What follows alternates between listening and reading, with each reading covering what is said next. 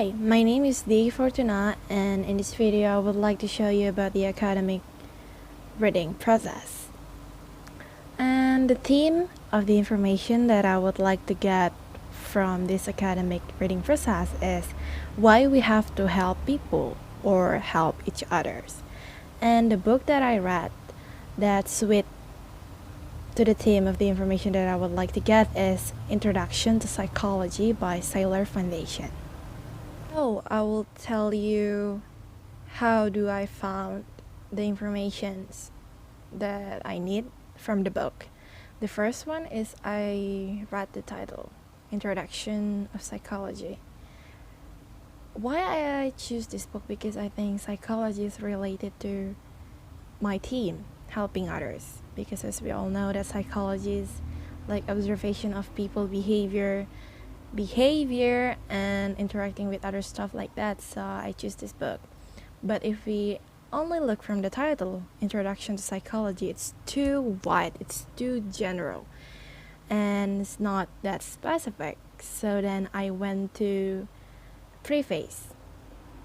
In the preface, the writer wrote that he wanted this book to focus on behavior on people, like interacting with others too, and the readers want to and the writer want the reader to want us to acknowledge more about the psychology matters, and the writer wrote this book to increasing our acknowledgement that psychology is based on empirical study. Preface, there is a word of behavior, but there is no related word of helping. The keywords of my theme is helping, but there is no word of helping in the preface, but there is a behavior. So I think that behavior is related to helping other people. So it kind of giving me a clue that there is an information that you're looking for in this book. So to be more specific about the information that I'm looking for, I went to table of content. In the table of content, it consists 14 chapter, and as you know, FYI for your information, this book consists like almost 800 pages and consists 14 chapter. So if I read the table of content, there is one chapter that consists the keyword of my team helping. It's on the chapter 14, Psychology in Our Social Life.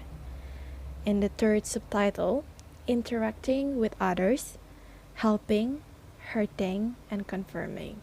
So the information that I'm looking for exists in this book. So I opened the page that consists of my information. Is page number 743. It consists the information that I'm looking for, why we have to help others. And based on the information that I got from this book, the tendency to help others is a part from a principle of evolutionary adaptation. And there is a sense, like some variables that affect of a feeling like why we help other people. Like I will read some of them. I will not show you in the paper because it's not that clear, but I will show you in the video.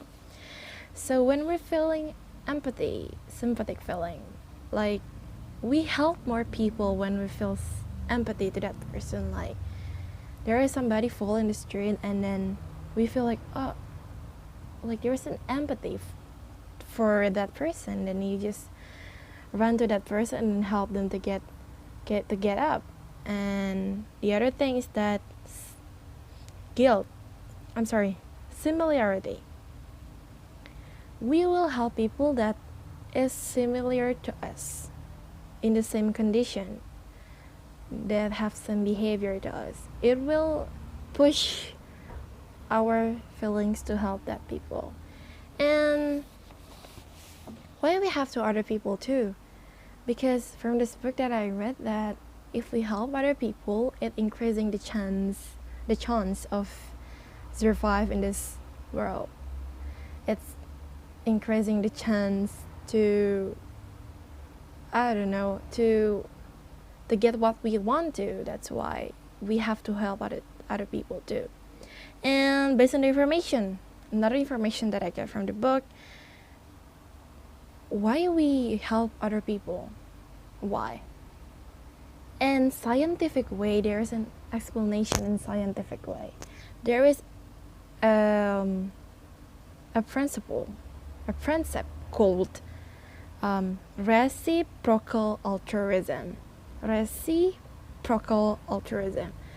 Reciprocal altruism is like if the thought of if we help other people now, they might help us in the future. They might return the favor in the future. Like if I help you to get up today, maybe in the future when I fall, you will help me too.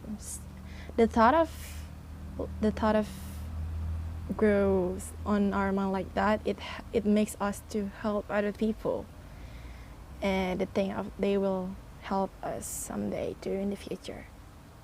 An idea that the writer want to told us, or the general main idea from this book is that